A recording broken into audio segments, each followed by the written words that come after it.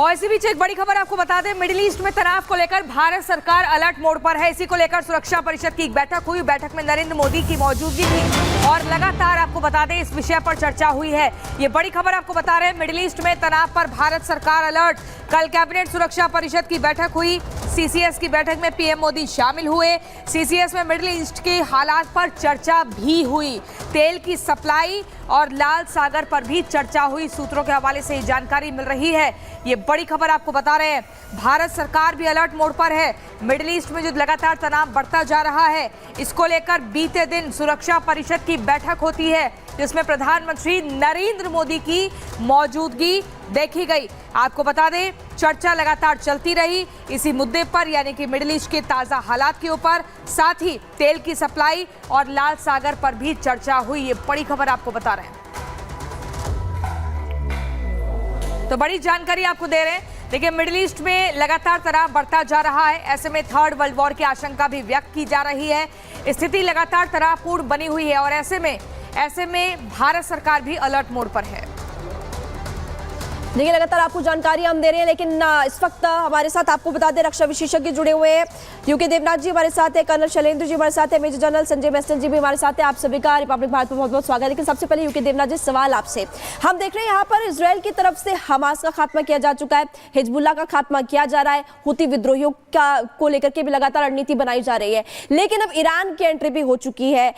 किस तरह से नुकसान यहाँ पर ना सिर्फ इन देशों का बल्कि बाकी देशों पर भी इसका इम्पैक्ट पड़ रहा है, क्योंकि ऑयल रिफाइनरी को लेकर भी खबर सामने आ रही है कि उसको लेकर के भी अमेरिका और इजराइल की भी चर्चा हुई है।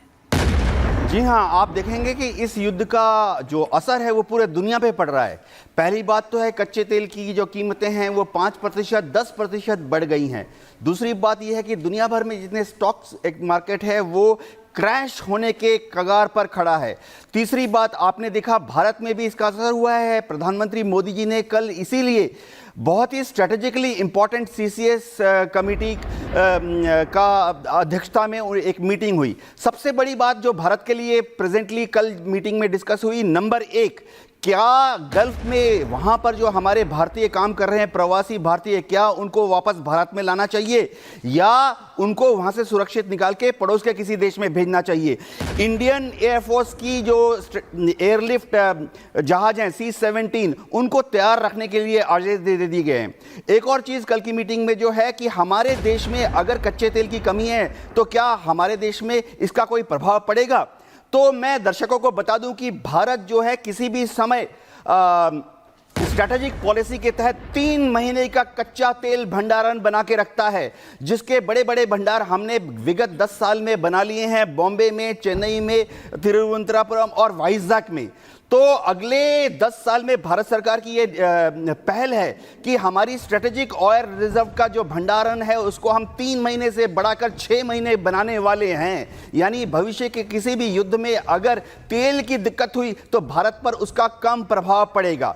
एक और चीज जो कल सबसे बड़ी अहम इस मीटिंग में हुई कि भारत की जो शिपिंग लेन्स हैं, हमारे जो भारत सरकार और भारत की जो प्राइवेट शिपिंग एजेंसीज हैं, क्या हमारे कोई शिप्स लाल सागर में या पर्शियन गल्फ में फंसे हुए हैं तो आगे क्या कार्रवाई होनी चाहिए। शिपिंग मिनिस्ट्री को बहुत क्लियर ऑर्डर दे दिए गए हैं। जी कर्नल सिंह, एक चीज आपसे और मैं समझना चाहूंगी कि सफीउद्दीन को मार गिराया गया, खबर चली रही है लगातार, 7 दिन के भीतर मार गिराया गया है। अब बौखलाहट और ज्यादा होगी। सफीउद्दीन को मार गिराना, 7 दिन पहले नसरुल्लाह को मार गिराना, ईरान ने नसरुल्लाह का बदला ले लिया कह दिया है। अब सफीउद्दीन को लेकर नए चैलेंजेस, नए तरह से हमले। अगर आप पिछले 1 साल में इजराइल का एटीट्यूड देखें टेररिज्म से लड़ाई के बारे में, तो आप देखेंगे कि बहुत फर्क आ गया है। अब ये हमास वाली लड़ाई नहीं है कि आप एक तरफ से स्टार्ट करें, झाड़ू लगाते जाएं और लोगों को सफाया करते जाएं।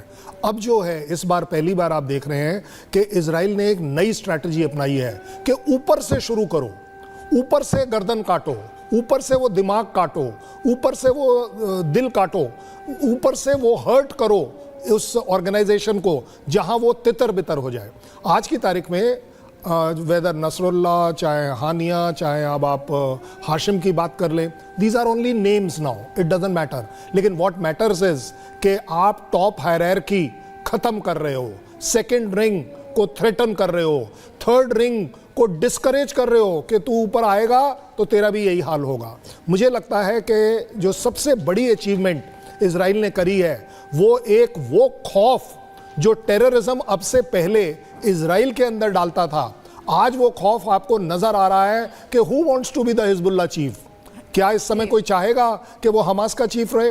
हुतीज चाहेंगे कि किसी भी तरह से इन्वॉल्व हो? ईरान के खमेनी साहब वो जनाजे में आने के लिए तैयार हैं या नहीं, उस पर भी डाउट चल रहे हैं। तो देयर इज अ खौफ created within the terrorism. और सर, यही आपकी बात को आगे बढ़ाते हुए major general Sanjay Meston sir, मैं आपके पास आऊंगी। जिस तरह से कर्नल शैलेंद्र बता रहे हैं कि एक टॉप हायरार्की को पूरी तरीके से मारना है और उसी तरफ कदम बढ़ रहे हैं आईडीएफ के भी, क्या ये ऐसे हम समझे जैसे शतरंज में पूरा जो मकसद होता है कि कैसे भी राजा को चेकमेट करना है या रानी को मारना है, फिर तो पूरा खेल ही अपने आप तमाम हो जाता है, खत्म हो जाता है? बिल्कुल, ये जिस प्रकार एक सेंटर ऑफ ग्रेविटी होती है, देखिए सेंटर ऑफ ग्रेविटी वो जगह होती है या वो शख्स होते हैं जहाँ से पावर एमिनेट होता है, जहाँ से पावर आ रहा है। पावर चाहे हिजबुल्लाह हो चाहे ईरान हो, इनकी पावर आ रही है ये टॉप लीडरशिप से। अगर आप टॉप लीडरशिप को, जैसे चेस बोर्ड पे भी आपका अगर वो राजा एक तुरंत मार दिया तो उसी समय चेक एंड मेट खत्म हो जाता है, पॉन्स को मारने की कोई ज़रूरत नहीं है।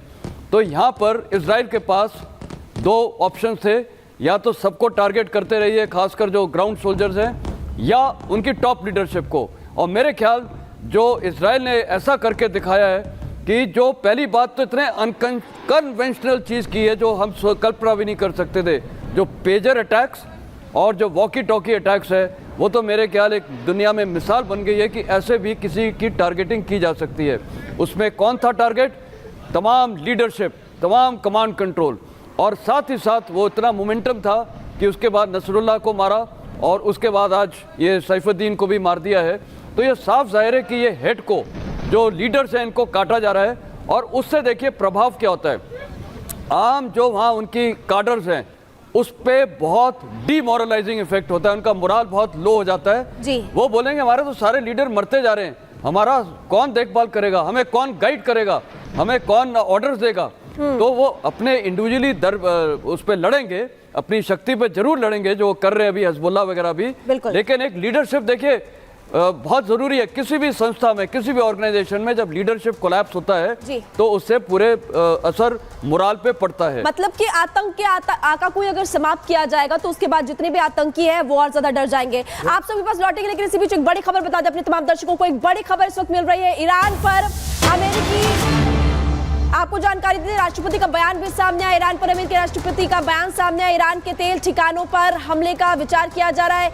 ये भी आपको बता दें कि अमेरिका, इजराइल ने हमले की रणनीति बनाई। ईरान के तेल रिफाइनरी और पोर्ट पर हमले का प्लान बनाया जा रहा है। ईरान पर अमेरिका के राष्ट्रपति जो बाइडेन का बयान सामने आया और ईरानी तेल ठिकानों पर हमले की बातचीत हुई है। बाइडेन के बयान के बाद से अब तेल की कीमतों में भी उछाल देखने को मिल रहा है। यूके देवनाथ जी, आप लगातार इसको लेकर के इससे पहले जानकारी भी दे रहे थे, लेकिन सबसे पहली बात हमने लगातार चर्चा कर रहे हैं कि इजराइल डिफेंस फोर्सेस की तरफ से कैसे अटैक्स किए जा रहे हैं।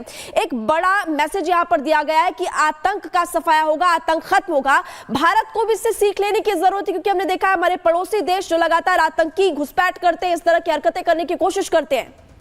जी हाँ, अगर आप देखें तो मोदी जी ने बार बार कहा है कि युद्ध किसी समस्या का समाधान नहीं है, लेकिन मैं भारत सरकार की जो आने वाले दशकों में नीति है वो मैं हमारे पड़ोसी मुल्कों को बता दूं।